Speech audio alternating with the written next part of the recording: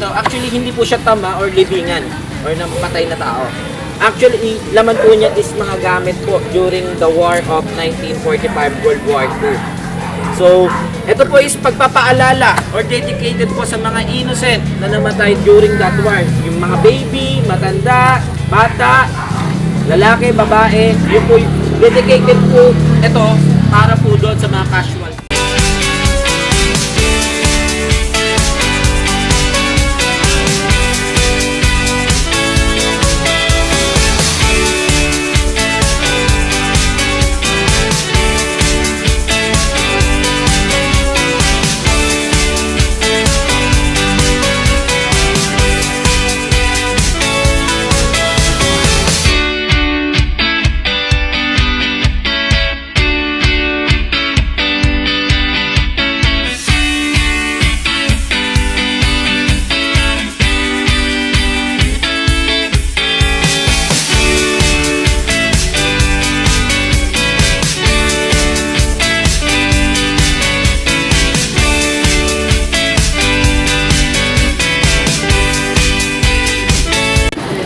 Ay, sayang. Diyan lang. Malay pa nila ma. Okay, sa mga parents at student po natin, this is the left side yung that is, or sa pinakaloba po, that is yung Casa Manila. Okay, ano po ba ibig sabihin ng Casa Manila? Ang Casa Manila po is a lifestyle po during Spanish colonial era po. No? So, pinapakita po ito yung karangyaan or yung, ano po ba yung buhay ng mayayaman that time. So guys, dito sa Casa Manila, yun po ibig sabihin. Then itong Casa Manila po is copy design ng house po ni San Nicolas. No guys, 1850s yung vibes po ng bahay 1850s po.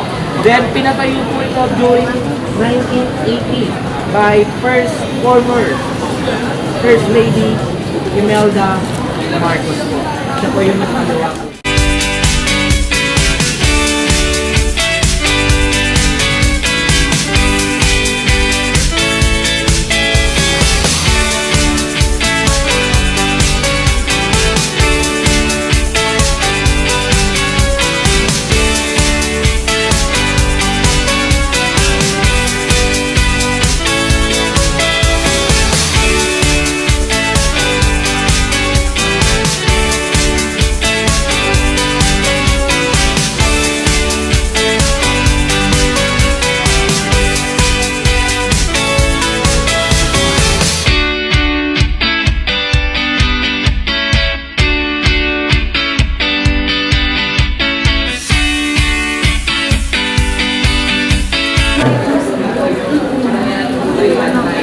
Dito ba yung kay ano kay Piolo tsaka kay ano lang?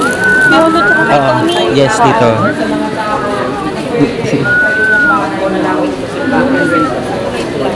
Pinapalitan mo yung at yung under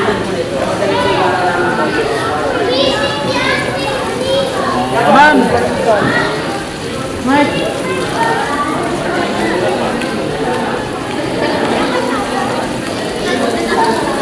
Sige po, take mo ng picture. Take mo ng picture. Start the number again.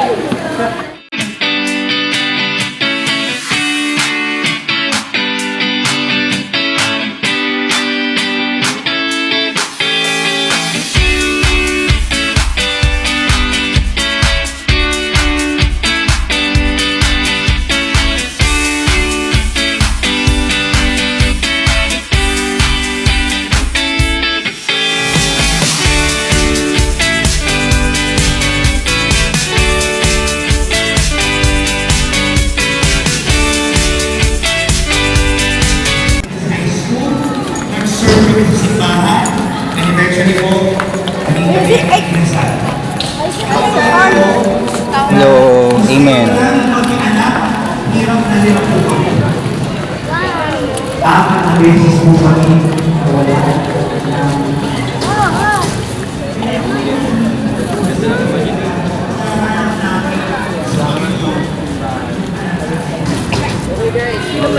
Sa Agustin Church, hindi sinasabi po yun ng oldest church natin.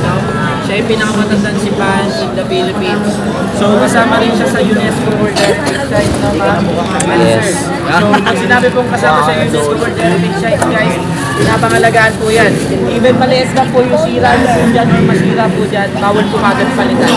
Kailangan ipaalam po muna.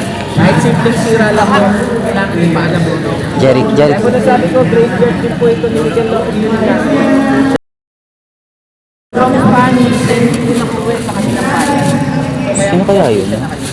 Then, ito rin po dati ang ating pambansang pinto pa. Before siya umuwi sa Pawang, Ilocos.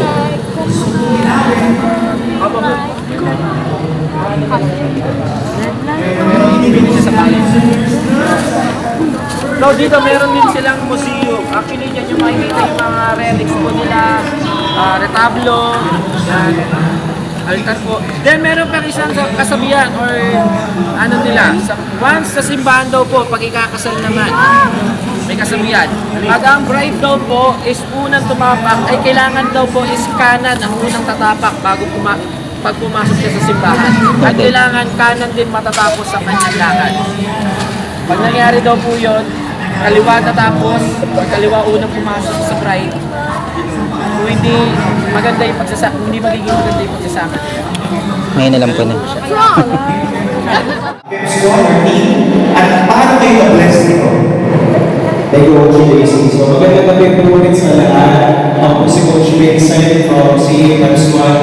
So nagkasama ni Coach JC, I was really blessed. Kami yung kasama ko actually attending po na feast sa PICC po sa Pasay. So ever since na-bless po ako doon, gusto ko na siyang i-share din sa yung mga miyembro ko sa Web Squad.